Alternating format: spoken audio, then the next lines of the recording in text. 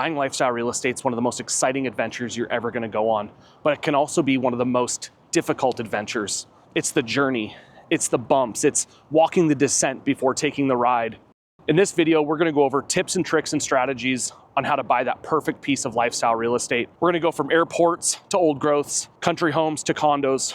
We're going to take a really broad stroke at everything and then fine tune it to get really into the nitty gritty of purchasing that perfect property next year. My name is Jared Ritz. I'm your lifestyle realtor for Southwest Washington, and I can't wait to go on this adventure with you guys.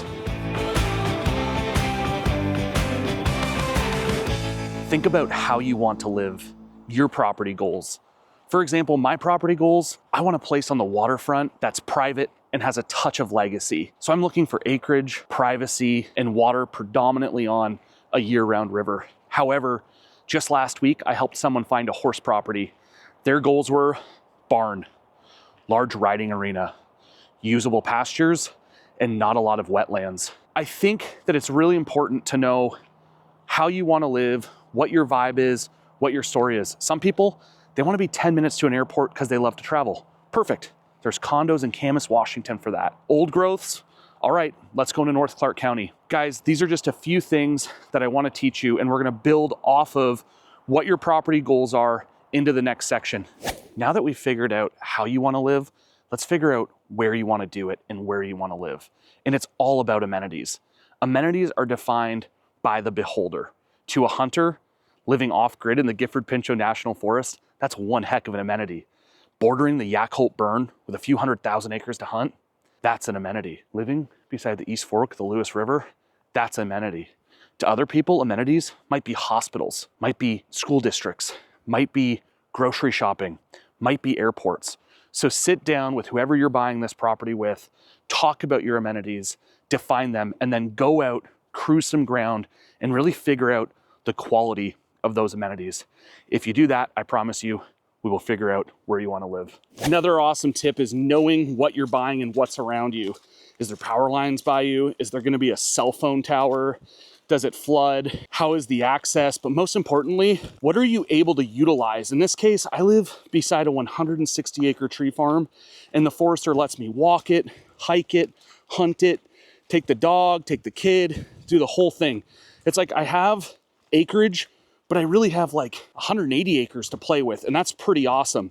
We've sold several homes where literally the next door neighbor is the Department of Natural Resources. You can have really close proximity to state parks. I just sold one in Battleground, 5 minutes from Battleground State Park, where you have some of the best fishing and hiking in the area. We've sold some up in the Gifford-Pinchot, where you have the entire, 2.5 million acres as recreating land. So I would say, know what's around you, look at who and how the neighbors kind of have their land laid out, and see if you can score on finding something that's really close to recreating. Rain is the next thing you need to be thinking about when purchasing a home, or weather in general.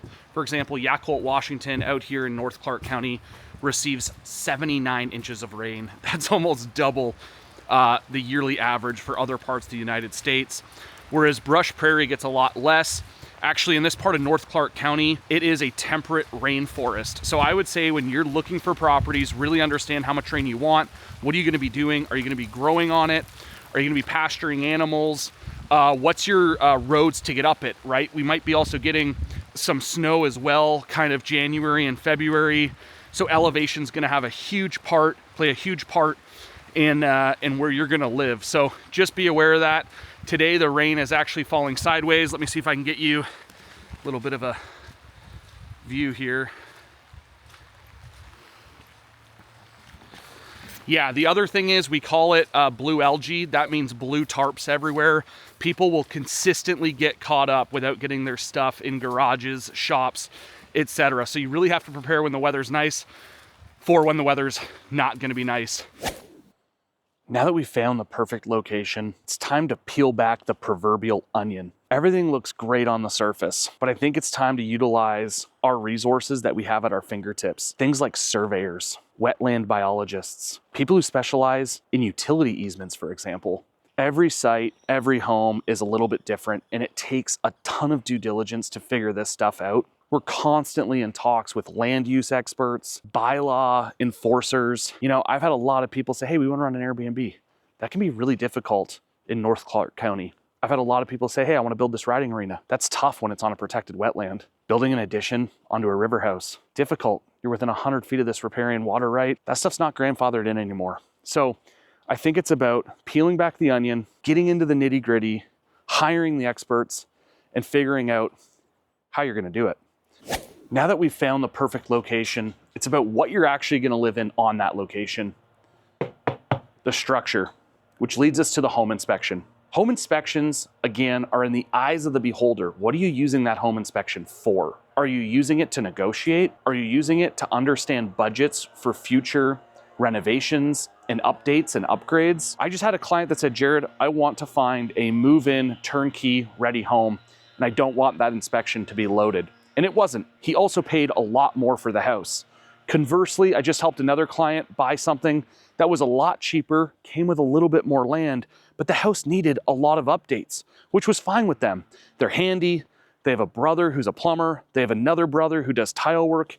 They're able to renovate that home for exponentially cheaper than the other person. In that case, they were just using the home inspection to understand, all right, what updates do we actually have to do? Are there any health and safety hazards? Is there radon? Is there mold?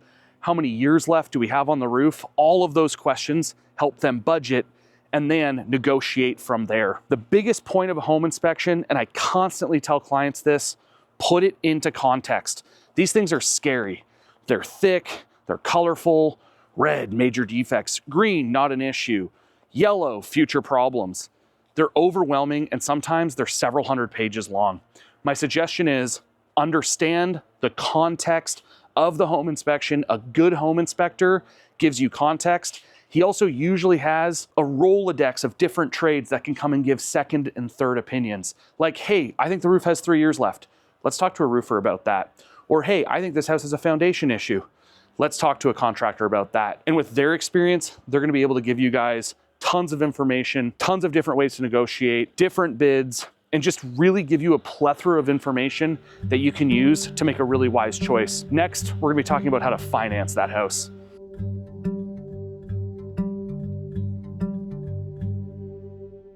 All right, so we found out where you wanna live, how you wanna live, and what you're gonna live in. Now it's how do you afford it? How do you pay for it?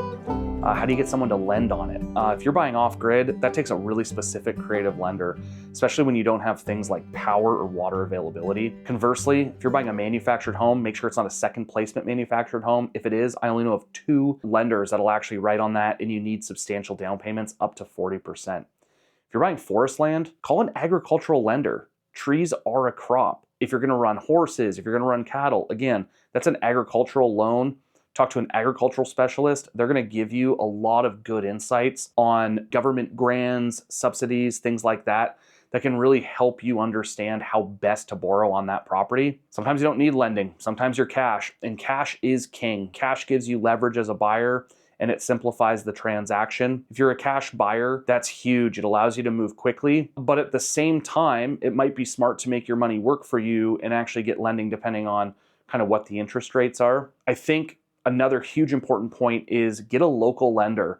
A lot of people bring out-of-state lenders, and it's really terrifying for local agents. They're in different time zones. They don't understand Washington state real estate law. So I would definitely say, get a hold of us. We're happy to refer you to a local lender. Also, in a competitive offer scenario, if you are borrowing from a local lender, they will advocate for you. They'll actually call that agent and say, hey, so-and-so is my client. I've worked with them before, and I'm standing behind what we're actually offering.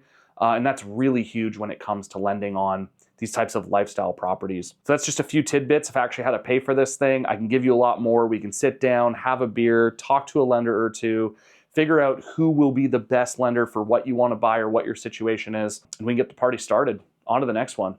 Next up, negotiating. The best price is not always the best deal, and understanding what the seller truly wants is where you're gonna get the most leverage. Do they need a rent back? Do they need a little bit of time to just get their place together before they move on to their next destination? That's something that we can negotiate. Is there work that needs to be done on some of the outbuildings? That's something we can negotiate. What are some things that we need to give them to get it across the finish line, but also helps us in our move? We've brokered so many different deals with so many different intricacies. To say that every deal is the same is an understatement, especially with lifestyle real estate and especially farmland like this. It is very difficult sometimes towards the end or even at the beginning of a transaction to negotiate a great deal for you because we didn't take enough time to understand what the sellers need. We also sometimes don't take enough time to figure out what you need. So I think having that sit down when you're thinking about the negotiation, don't think about the number. Think about the big picture. Think about what you truly need. Do you need early occupancy? Are you bringing animals from across the state to come here and move? I'm literally closing a deal on Friday. The guy's bringing 3 horses from California up, and we needed early occupancy into that barn before the deal actually closed. So that was one where we negotiated for something that he wanted, but it was really no skin off the seller's back. So always think about big picture when negotiating, think about what the seller needs, and then rework that to how we can get you either a better price, a better timeline, or just a better deal in general. I'm out here on my tree farm and I kind of wanted to go over, my story and kind of all the trials and tribulations we had when we were buying our property. We had to deal with lot line adjustments. We ended up buying different lots than originally were proposed in the listing. We had to deal with well issues and HVAC issues. We had to do lot line adjustments. We had to deal with tax deferrals. We literally had to go through everything that kind of I've been talking to you guys about over the last few days. But the most important thing that I want to go over, and I'm here just burning some slash on my tree farm, is that when you're in the middle of buying a home, it's so important to take a break. It's so important. Some of the best conversations I had with my realtor, Mark J. Hughes, still around. He lives now in Ohio. The best conversations we had was when we just took a minute. I remember we were at a restaurant having a beer and just kind of talking, and that's when kind of the juices started to flow about different ideas and different strategies and what we truly wanted. And the point of this is to just take a break, take a minute. I'm gonna drink a beer. I've already had one, guilty, Sapporo Japanese beer. Cheers, guys. And, this is one of the biggest investments of your life. It's gonna be super stressful. Whoever you're buying the property with, I'm sure there's gonna be some fights and some arguments, and there's gonna be some uncertainty, and that's just par for the course. Oh my gosh. That is like mother's milk. One more. The Japanese know how to make beer. The Japanese and the Canadians. I can't get my Canadian beer here. Every time I get home, I get my brothers to go grab me a few cases of Sleeman's and Cinquon, Labatt 50, the Quebec beer. It's really good. Anyways, it's about taking a break and reflecting is, I think, the number one most important thing when buying real estate. Is not going too hard, not looking at too many homes. Too many homes adds clutter in your brain, it adds confusion. You get into what I call the collage of homes. That's essentially okay, I want this ADU with this shop, I want this pasture land with this house, I want this riding arena with this property, I want riverfront here, and it's like, guys, we can't put this together like a puzzle piece. And that's what happens when you look at too many homes. So I think it's taking a step back, really narrowing down what you want. We talked about where you want to live, how you want to live, how you're going to pay for it, who the experts are going to be to help you with this transaction. And I really think that that's the most important thing, is just taking a break, having a coffee, having a beer, and just really talk about what you've done every day and kind of just decompress, sleep on it, and then make a good decision in the morning. So I always look at every home twice, sometimes 3 times, sometimes 4 times, because it's amazing what you'll see in that second time and that third time. It's amazing what you're gonna recognize in the morning. And yeah, I really appreciate you guys going on this adventure with me. It was awesome shooting in all these different locations. If you guys are thinking about buying a home or selling a home, look me up. This is what I love to do. We'll look around, I'll give you my insights. Text me, call me, email me. Love you guys, cheers.